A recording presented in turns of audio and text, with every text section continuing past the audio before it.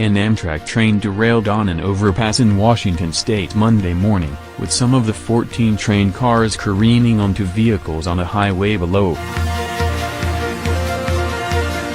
The crash left at least 3 people dead and roughly 100 injured, officials said, and authorities are still combing through the wreckage to find victims. Authorities said the derailed train cars struck 5 motor vehicles and 2 semi-trucks on the highway. At this time, all southbound lanes of the traffic remain closed on Interstate 5. Today's tragic incident in Pierce County is a serious and ongoing emergency, Washington Gov. Jay Inslee wrote in a statement. Trudi and I are holding in our hearts everyone on board, and are praying for the many injured. They are our top priority, and I know first responders are doing everything to ensure everyone has the care they need. Emergency crews are on the scene and the Amtrak management is responding, an Amtrak spokesperson said in a statement. Some injuries are reported. Service between Seattle and Portland is suspended for the time being. Amtrak train 501, which departed shortly before 8 a.m. local time from Tacoma, was part of a new high-speed service that launched Monday morning. The train is able to carry up to 250 people, but Amtrak said there were approximately 80 passengers, 5 Amtrak crew members and 1 technician from Talgo, the train car manufacturer, on board at the time.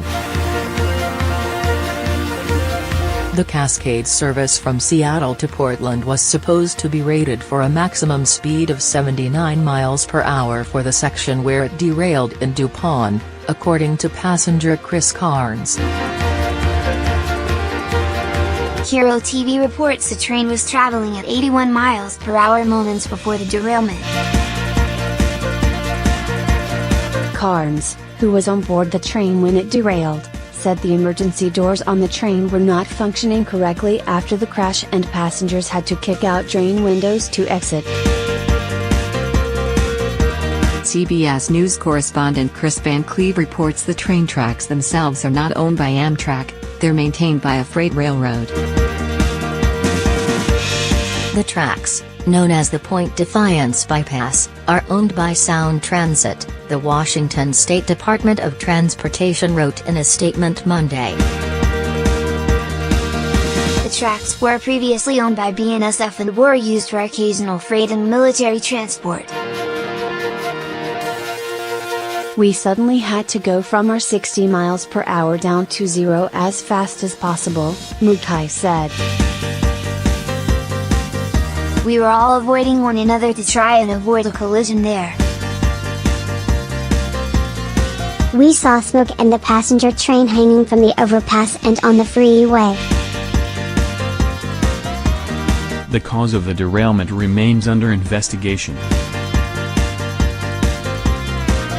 An NTSB team is being sent from Washington, D.C., to investigate the incident.